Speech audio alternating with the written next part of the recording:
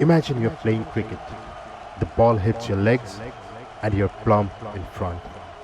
The bowler screams and turns around towards the umpire.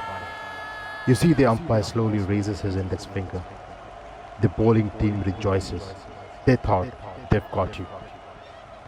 A minute later, you're taking your stance back on the crease. Confused, you look around. Is it a no ball? Did the umpire change his decision? No, he did not. But just think, the umpire comes and tells you, Sir, you are out. I showed you the signal. Please leave. No, sir, you did not. Your finger pointed out towards the sky.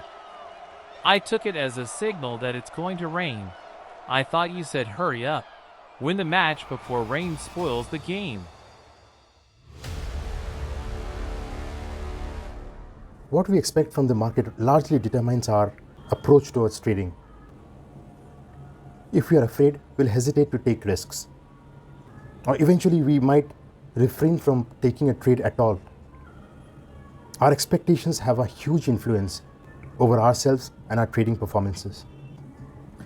If you see my video on market fears, you would realize as a trader, you would face many kinds of fears in the market. In the real world, there is a common saying that behind every successful man, there is a woman. Likewise, in the market, there is also a very, very common saying which says, behind every fear, there is a core belief and an assumption. For example, in the trading world, if you're losing money, if you are afraid, if you have missed an opportunity, these are the fear of failures. The best way to kill this fear is identify the assumptions that produce these fears and then prove them wrong. And as we know, behind every emotion, there is a core belief and an assumption that plays a big part. Those core beliefs and assumptions, they produce and drive the emotion. At times, or rather many a times, these assumptions, they do not adapt or adjust to a given situations. And what it does is, in turn, they restrict our action. And when this happens, we often sway away from the problem instead of facing it and finding a solution for it. It's just like the ostrich. When it puts its head into the sand, he sees no problem. See, I don't know what the ostrich sees when it puts its head into the sand. What the ostrich sees, the ostrich knows. But for humans, it is useful to identify our beliefs and assumptions and then change them. If you drill down the fear of failure, you'll see some prominent beliefs, many of which are like, in trading, you should be competent, you should be adaptive, you should have adequate knowledge, you should be bold and achieving. But if you're a newcomer, having this at the back of your mind can put you into trouble because it produces hesitation and self-doubt. See, I understand this. You cannot be blamed for this because you have been programmed since your childhood. If you don't get good grades in your mathematics class, if you don't get good percentage in your final exams, you'll be penalized for it. For the last 20-25 years in your education career, this has happened with you all the time. This has been programmed deep within. 25 years of practice doesn't change in one day. You cannot break it instantly. You have to break it a small chip, one at a time. It's a wrong thinking. You are not to be penalized. You cannot be penalized for the wrong that you do in the market. Not all the time. So the same thinking, if you put in trading, you will always start feeling like I should be competent. I should know everything before I should start my investing journey.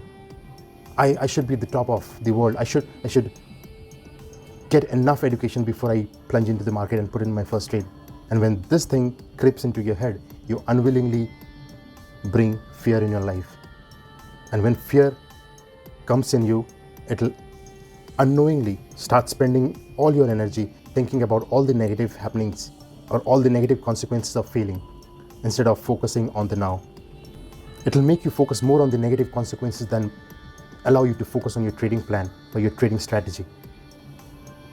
You lose the now moment, you lose the trading opportunity thinking about the possible consequences, the possible negative consequences that might or might not come up.